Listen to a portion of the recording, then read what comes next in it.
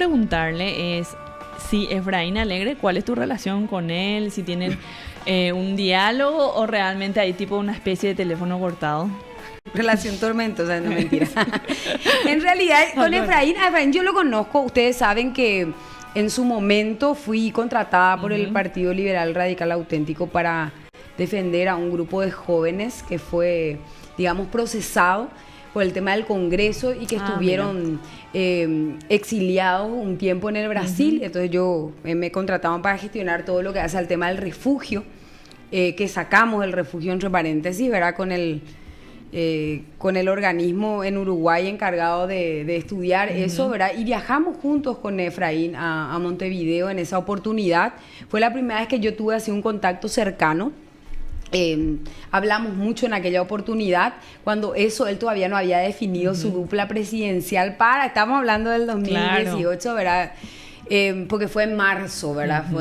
Y después vino, bueno, y se decantó por Leo, estuvimos hablando mucho en aquella oportunidad.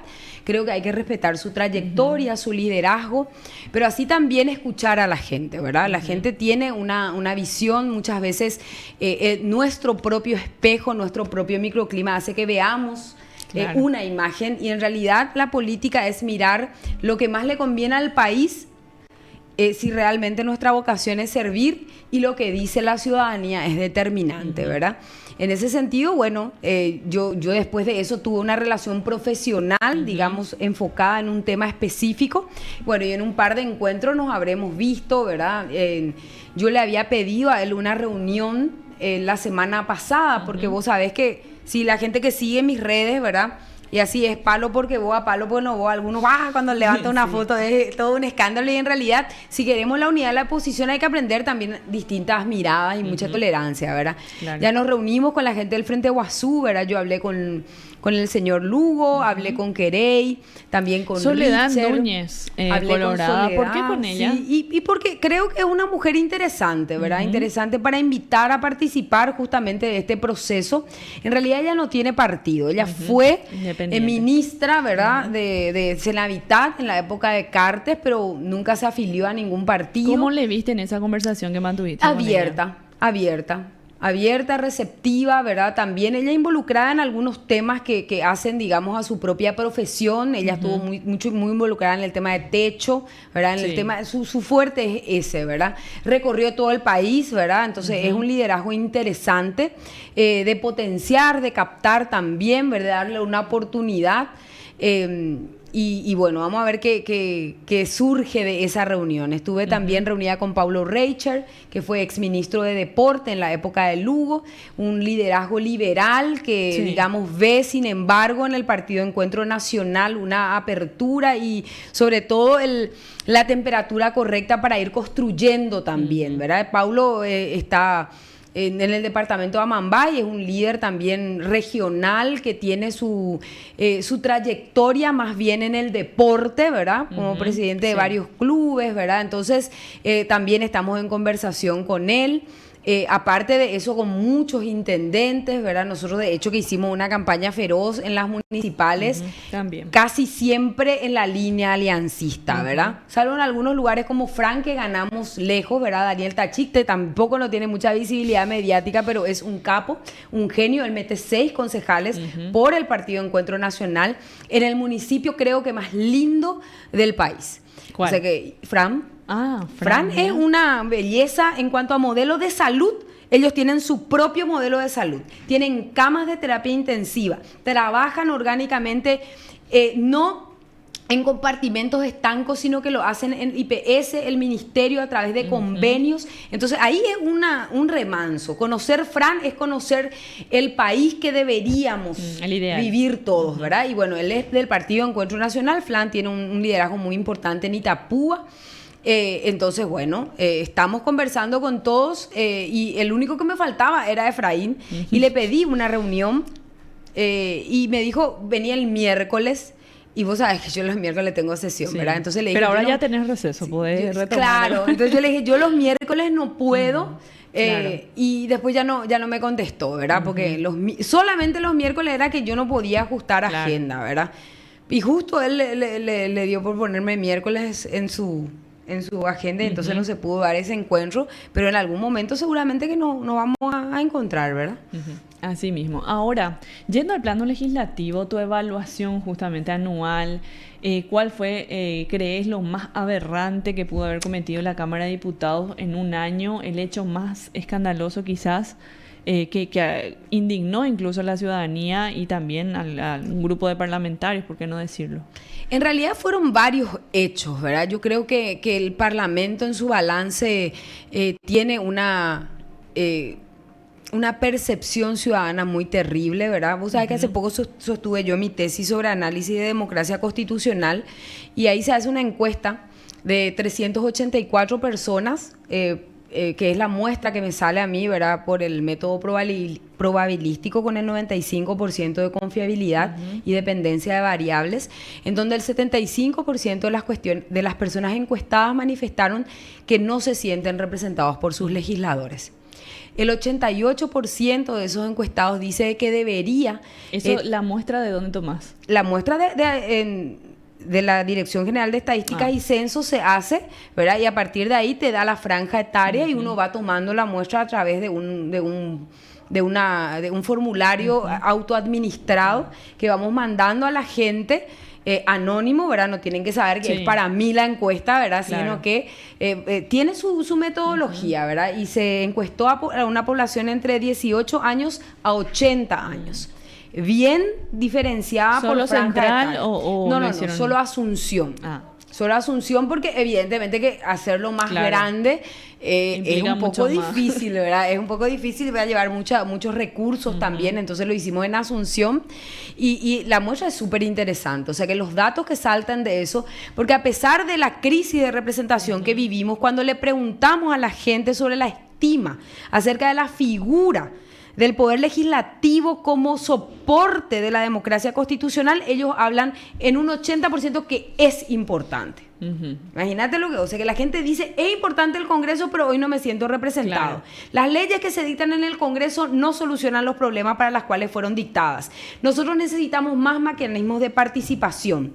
El 88% de las personas encuestadas dijo que el proceso de votación ya no soluciona toda la dinámica de una sociedad, sino que se deberían haber mecanismos intermedios. Y se habla de la revocatoria de mandato con una alta aceptación de la ciudadanía, que es un mecanismo a través del cual el ciudadano puede revocar el mandato de una autoridad electa antes del término, en el caso de que la misma cometa un acto que perjure, digamos, el juramento que no es lo mismo que una pérdida de investidura. Que no es lo mismo, la revocatoria de mandato es digamos, tiene una dinámica ciudadana, no de cúpula, no corporativa, sino que es la ciudadanía la que a través de un referéndum revoca el mandato de una autoridad electa. ¿Y eso solo se puede hacer vía enmienda o...? En realidad la vía justamente es un tema de discusión, ¿verdad? Porque para mí se puede hacer vía enmienda porque es un mecanismo de participación ciudadana.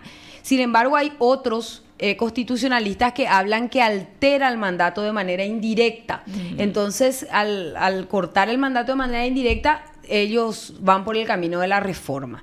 Sin embargo, por el lugar y por la ubicación misma de la figura, que estaría entre la iniciativa popular, el referéndum, la revocatoria de mandato, no necesitaría una reforma, ¿verdad? ¿Alguna vez pensaste en plantear eso?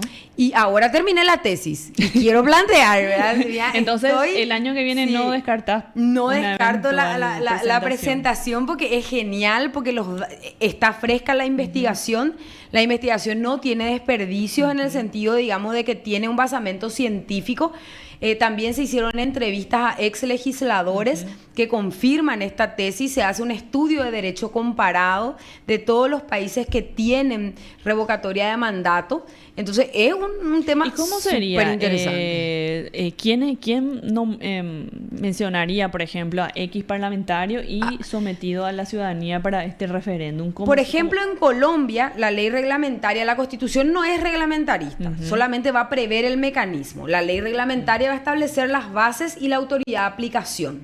La autoridad de aplicación sería, en nuestro caso, el Tribunal Superior de Justicia Electoral, que sería la encargada de realizar la dinámica para la revocatoria de mandato. En Colombia, un solo ciudadano puede presentar revocatoria de mandato. En otros países se tiene que hacer a través de los partidos políticos. En otros países pueden hacerlo asociaciones de ciudadanos que se junten y realicen el tema y junten las firmas, ¿verdad? Claro. Entonces hay mucho. No hace falta que sea una pensar. especie de referéndum propiamente. No, después se llama referéndum, pero primero vos tenés que presentar paso. la iniciativa, ¿verdad? Esa iniciativa tiene determinados requisitos. Una vez aprobada, recién se llama elecciones, en donde obviamente tenés que tener la mitad más uno y una participación. Hay países, por ejemplo, que exigen el 50% de participación y de ese 50%, el 50% de los que votan.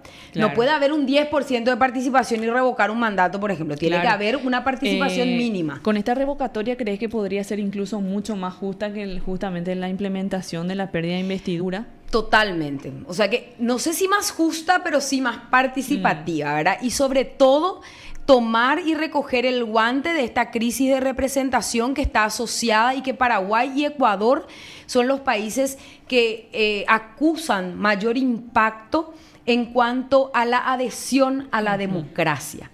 La gran mayoría de la población paraguaya y ecuatoriana en la medición del Latinobarómetro dice que ya no cree en la democracia. Se manifiestan indiferentes al régimen y otros directamente apostando a regímenes autoritarios. Si nosotros queremos preservar la democracia, necesitamos apostar a mayores mecanismos de participación. Claro. Y hay algunos estudios que son geniales de mujeres, Christine Lafon, Helen Landemore, también Roberto Gargarella, que habla de la democracia deliberativa como una forma de recuperar la confianza y la credibilidad en el régimen, y habla de los minipúblicos abiertos, de los sorteos, de la convocatoria a temas que hacen a las políticas públicas a ciudadanos que no necesariamente estén vinculados, sino que sería una convocatoria de los representantes, de los representados por los representantes para escucharlos. Mucho y esto se da a través de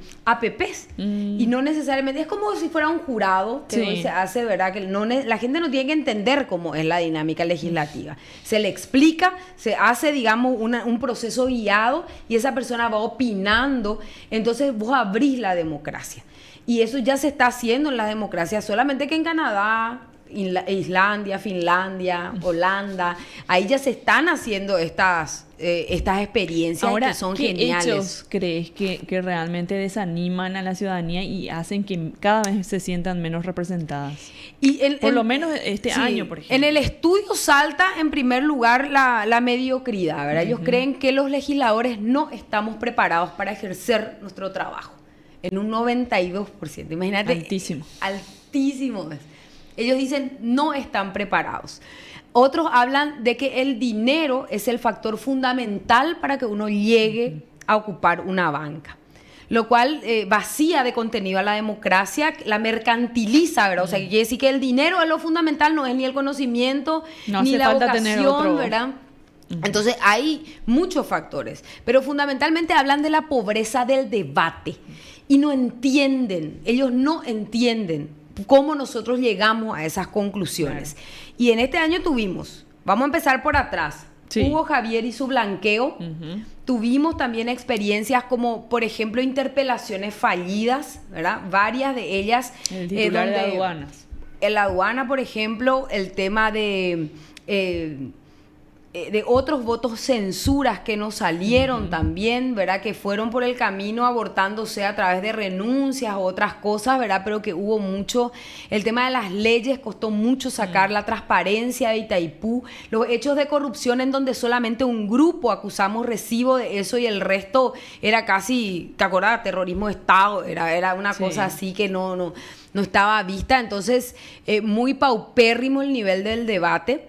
Y eso siente la gente, ¿verdad? Si, una cosa es que a nosotros no nos importe o no nos bajemos en estos datos, pero la verdad es que la experiencia que a mí me tocó investigar durante este año, para mí fue riquísima.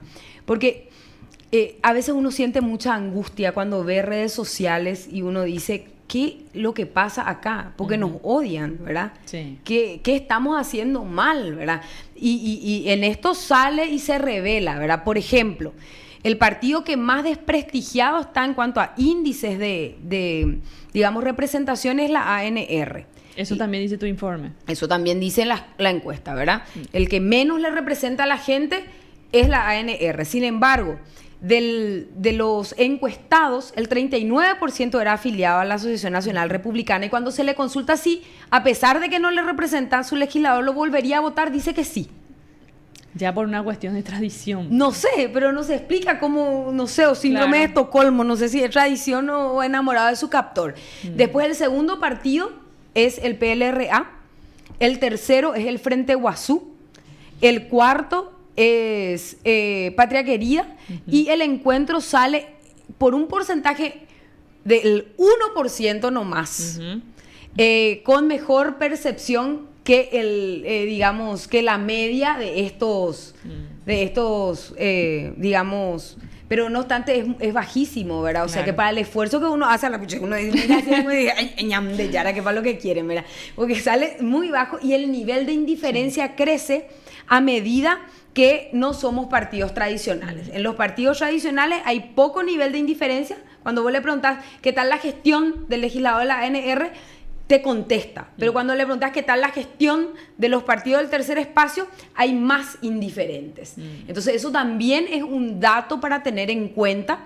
El tema, por ejemplo, de que no se sienten incluidos en la agenda legislativa, de que no, que si le daban la oportunidad ellos iban a participar, ¿verdad? Las audiencias públicas reservadas solamente a una élite de personas. Entonces, estos son problemas estructurales del Congreso, ¿verdad? Claro. Y son los que hacen de que nosotros no podamos tener objetivamente una evaluación positiva de lo que le damos a la gente y de lo que espera la gente. Entonces hay que recoger un poco el guante de estos datos que, repito, no solamente se dan a nivel nacional, sino si uno estudia, hay una fatiga democrática a nivel latinoamericano, y si queremos preservar el régimen, hay que darle una fuerte apuesta a la participación, pero por sobre todo a la deliberación. Volver, digamos, a la toma de decisión en las plazas, como era, digamos, la democracia ateniense, la democracia vikinga también, porque ellos tomaban decisiones en un verano reunidos en las plazas, y ahí se tomaban las decisiones que realmente, y también aceptar una realidad.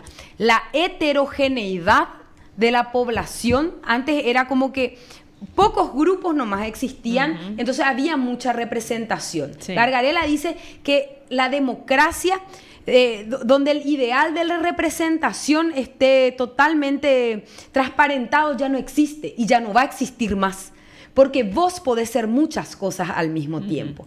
Vos podés ser, por un lado, una obrera, una trabajadora, por otro lado podés ser pro familia, por otro lado podés ser... Sos muchas cosas al mismo tiempo. Entonces, no porque haya un obrero o un campesino dentro de la Cámara, significa que el otro campesino se va a reflejar en su gestión debido a lo que es hoy la sociedad. De hecho, que han existido casos de gente que estaba representada, pero no llevaba ni siquiera proyectos a cabo de esa índole.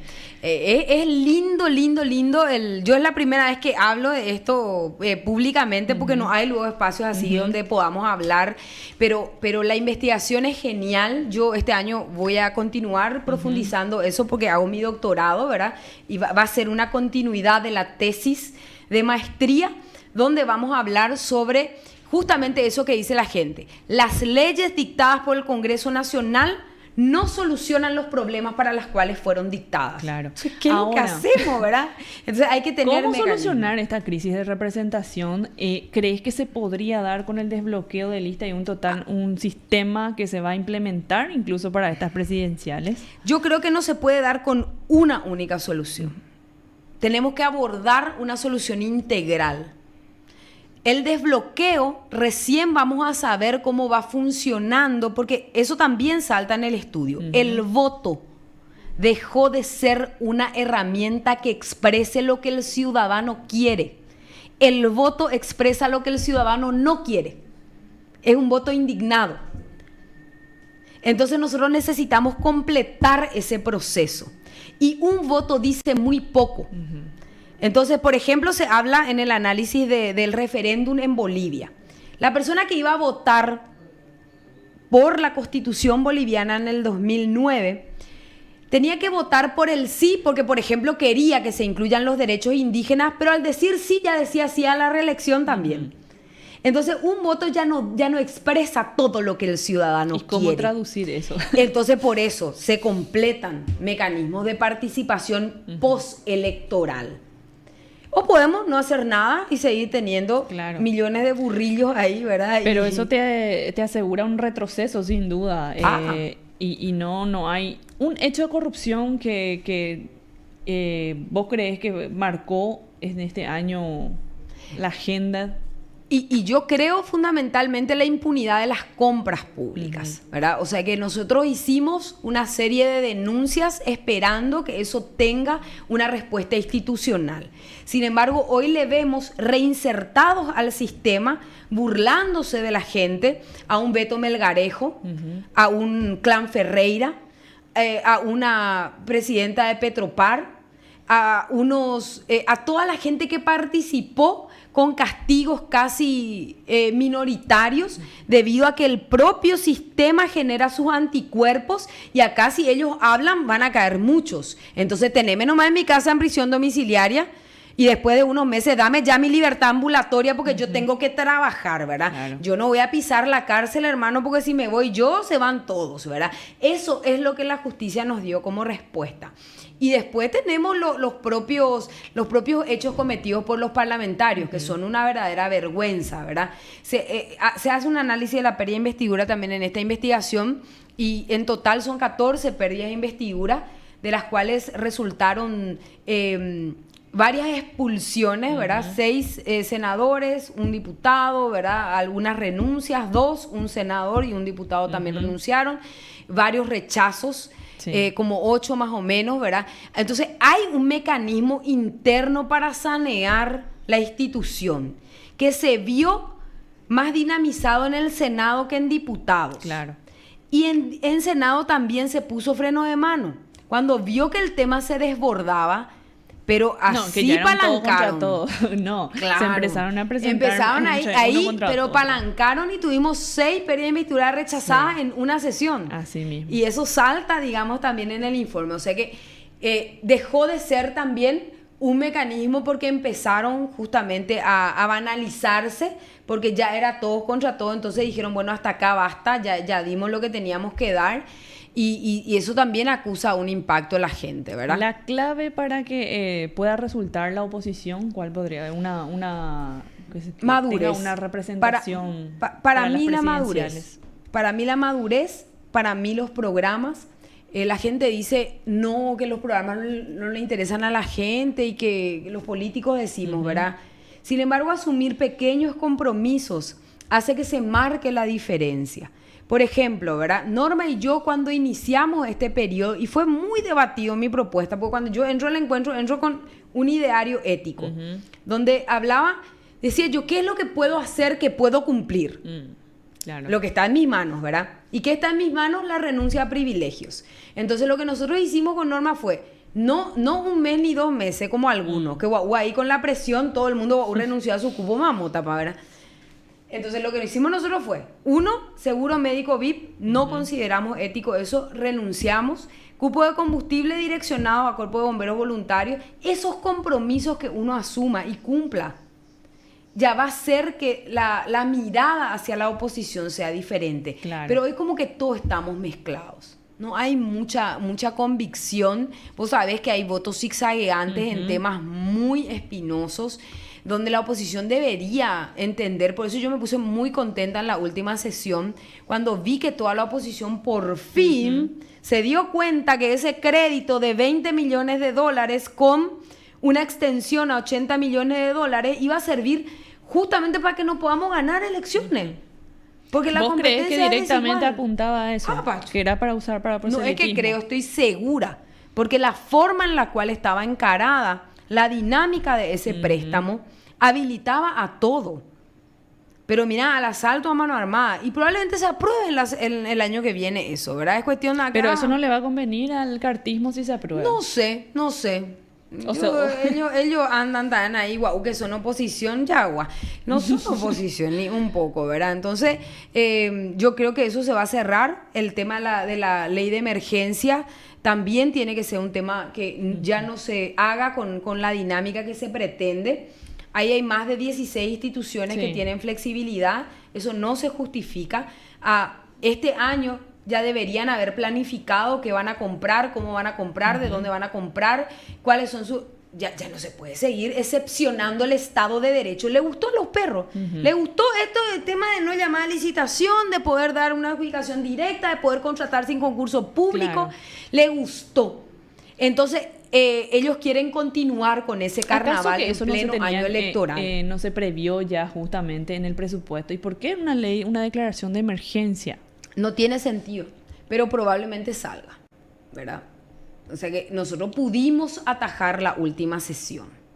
Pudimos atajar, porque ellos pues se ofenden, ¿no? Y que nosotros somos bochornosos, y no es lo bochornoso que ellos le hayan salvado a Javier, sino que uno diga algo, totalmente, ¿verdad? Entonces, vamos a ver hasta cuándo podemos atajar, por lo menos hasta marzo, si es que no conseguimos quórum, y yo creo que la oposición va a estar unida en eso. De no dar quórum en la permanente para tratar el tema de la ley de emergencia así nomás como ellos pretenden. ¿Vos crees que no, que por lo menos no se va a aprobar? Yo creo que no se va a aprobar. ¿Y el crédito menos? Y el crédito menos, por lo menos hasta marzo. Hasta marzo es mi pálpite. En marzo vamos a ver si es que no se hacen 50-50 los colorados y ahí cambia la cosa, claro, ¿verdad? Después de la unidad. Sí, no, terrible, terrible. Bueno, Katy, ¿algún mensaje que quieras dar? Y última pregunta, ¿por qué crees que los jóvenes no se involucran? Creo que en estas elecciones municipales fueron los que más, fueron prácticamente el récord incluso en cuanto a cantidad de jóvenes que entraron por inscripción automática incluso. ¿Por qué crees que no se involucran, no tienen interés en ir a votar? Y no se refleja eso incluso en los resultados. Porque justamente hay un aumento de los indiferentes. Los indiferentes no es un acto de apatía. Ahí también nos equivocamos nosotros. Los estudios señalan de que es un acto de mucha racionalidad no participar en las elecciones. ¿Por qué? Porque justamente las características asociadas a la indiferencia son el alejamiento de la política, el vaciamiento ideológico, el tema de que no existen liderazgos por la alta corrupción que hay. Ellos no admiten que su voto sea utilizado para legitimar un sistema que no les representa. Ojo con eso de decir nomás hay apatía, la gente no vota por apática. Mucha gente no vota como un acto consciente de que su voto no va a servir o siente que no tiene que servir para perpetuar el sistema. Hay mucho individualismo, es una sociedad líquida, es una sociedad de cristal, es una sociedad que hay que entender también a los jóvenes de esta generación, una sociedad asociada a lo individual. ¿Qué es lo que yo voy a... yo? Y eso es lo que tenemos que cambiar en el nosotros, porque la política es la construcción de felicidad colectiva, no es la construcción de felicidad individual. Y nosotros ese mensaje, yo te cuento que ese mensaje pudimos desde el despacho 108 en equipo hacerle entender a la gente. El primer año que fue mi escuelita, yo tenía un cuadernito rojo que algún día va a estar en el museo, ¿verdad? El cuadernito rojo era así, ¿verdad? Yo recibía, tenía despacho libre y recibía. El 90% de las personas que me venían a visitar era para pedirme algo personal. Un ascenso, una recategorización, trabajo para su hijo, una rifa, una pollada, algo que esté asociado con su persona, ¿verdad? Esto no es mi rol. O sea que estamos entendiendo la política como la posibilidad de que el político te dé una ayuda. En realidad lo que tiene que tener esa persona que te viene a pedir trabajo es la oportunidad de que cuando haya un concurso participe en igualdad de condiciones con los cientos de miles de personas que están en su misma situación. Pero sabe que hay un sistema tan corrupto, pero que está eso todo hay que tan romper, direccionado. Y nosotros pudimos Hoy ya no tengo más esas visitas. Ya vienen a visitar porque ya saben que en el despacho se les recibe, se les escucha, pero por proyectos. Claro. Por las cosas que se tratan en el orden del día o por denuncias. Muchas denuncias que después le guiamos, canalizamos, vemos, hacemos pedido de informe. Todo eso es producto de alguna visita o de alguna preocupación que tiene algún ciudadano y después nosotros le damos el resultado de ese informe si nos contestan. Porque vos sabés que gran parte de los informes no son contestados, ¿verdad? Entonces, vamos a seguir trabajando el 2022 con muchos desafíos. Nosotros estamos ya agarrándole el ritmo a lo que es la tarea legislativa y se va a sumar un desafío electoral. Mucha gente me dice, trabajan a menos y posicionan más los temas, porque si no es como que uno está... Pero bueno, los fines de semana nosotros vamos a seguir recorriendo. Este miércoles que viene vamos a estar en Capiatá, donando nuestro cupo de combustible, así en un monto importante, a las compañías de bomberos voluntarios de Capiatá, San Lorenzo y también ¿Tenés en mente lo que ya pudiste donar en cantidad global? Ay, yo creo que Norma, yo más de 300 millones. Desde el que empezaron su gestión. Sí. Increíble, realmente. ¿Y todas a compañías o...? No. También estamos a comisiones vecinales que trabajan con el sistema Barrio Seguro. Por ejemplo, ellos necesitan las patrulleras. Las patrulleras tienen solamente 50.000 guaraní por día. Y con esta suba de combustible ya no le alcanza ni para... Me decía un comisario, va a soquear todo mi patrullera porque por primera vez que tiene tanque lleno. Y sí, ya le sorprende. Ya le sorprende. Se va a desmayar de mí, él me decía el comisario. Y nada, esa es una realidad. El tema del monitoreo que puede hacer la policía en un barrio es un disuasivo importante. Eso está demostrado también. Los vecinos se sienten más seguros así. Entonces, no solamente... Ahora, por ejemplo, ya no donamos a los centros de salud, porque los centros de salud en la pandemia ya tuvieron mucho combustible. Claro. Entonces, ya lo estamos haciendo más bien a comisiones vecinales a través de las comisarías y a los cuerpos de bomberos voluntarios de las distintas compañías, sin discriminar rojo, azul, amarillo. Diputada, quiero leer acá rápidamente los mensajes. Dice Katia 2023, ya dice Orlando Martínez. ya te están lanzando. Así como está la realidad de nuestra gente y la política tiene que seguir como diputada hasta que sea el momento adecuado, dice Estelvina Jiménez. Interesante programa. Saludos a la señora diputada, dice Mike Store con la cuenta. Sari Vera dice saludos diputada, dice tiene ya un club de fans parece aquí. Y bueno, le van saludando. Y muchísimas gracias, diputada, realmente por venir. Sabemos que estás con una agenda súper llena. Hace tiempo que estábamos invitándote para tener justamente esta visión, porque es interesante realmente conocer cómo piensan los parlamentarios, por sobre todo también contrastar con lo que la ciudadanía piensa, que cuestiona bastante la gestión de muchos parlamentarios. Entonces, para conocerlos en profundidad, como se dice. Muchísimas gracias. Gracias a vos, Lisa, por la invitación. Gracias a todo el equipo, a César, a Ilu, ¿verdad? A la gente acá muy amable. Yo quiero invitarlas a visitar la página del Frente Parlamentario contra la Corrupción y del Frente Parlamentario Niñez. Ahí van a estar alzados nuestros informes de gestión para conocer un poquitito más. Nosotros vamos a dejar algunos materiales de Itaipú, propuestas de renegociación. Yo creo que nosotros fuimos uno de los diputados que realmente escribimos, porque donde se refleja la posibilidad de conocer el pensamiento de una persona es a través justamente de la escritura. Escribimos cartas a Marito en la sordera del Estado burocrático, técnica legislativa y derecho parlamentario en el Paraguay, y bueno, este año lanzamos Itaipú, propuestas de renegociación, y está ya por terminarse un libro que es el libro de los discursos, de todos los discursos que hemos hecho durante estos años, que también son ideas, que también son propuestas, que son posicionamientos, porque lo que tenemos que aprender los políticos es que está bien de vez en cuando improvisar, pero que la improvisación, decía en Fuente Vaqueros García Lorca, que él escribía sus discursos, porque cuando inauguraba una biblioteca, porque cuando uno escribe, lo que hace es dejar para futuras generaciones la posibilidad de tener acceso a ese material y poder deglutirlo, poder quitar sus potencialidades. No sé si así sea, ¿verdad? Tal vez muy pretenciosa soy, ¿verdad? Pero por lo menos, bueno, dejar constancia de que hemos hecho lo que pudimos hacer siendo minoría de la minoría. No fue fácil, ni este año ni el año pasado, ¿verdad? Pero algunos logros tuvimos, porque muchas veces la gente también tiene la tentación de decir, nada luego no hiciste, vos te plagueás todo de balde, dice, ¿verdad? Y quiero decirle a la gente que si bien no lo hice yo, ¿verdad? Porque fue una construcción colectiva, el tema de Parlasur fue un tema que posicionamos nosotros. Estaba a un paso de salir también con el código electoral, la modificación. Ya está eso, ahí nomás, ¿verdad? Entonces nosotros cerramos ese círculo, no es así nomás, ¿verdad? Salió el tema de Itaipú, ¿verdad? Son 2 leyes, ¿verdad? Una que era redireccionar los fondos, donde se rompe un paradigma de que eso no podía ser hecho, y otro la ley de auditorías de las binacionales, ¿verdad? Después, eso también fue un proyecto nuestro. Después tenemos varios otros proyectos, el tema de niñez, que a veces no le importa mucho a la gente, pero que en realidad nosotros trabajamos en el tema del derecho del niño a vivir en familia, de los cuidados alternativos, de las adopciones más dinámicas, que le den una identidad a las criaturas, ¿verdad? Y no un proceso eterno.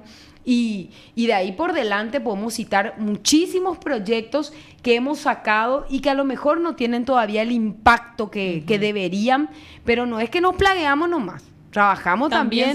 Sí, también nos plagueamos, así nomás es. Y bueno, muchísimas gracias, diputado. No, por favor. Un gusto. Bueno, vamos rápidamente a una pausa, luego volvemos.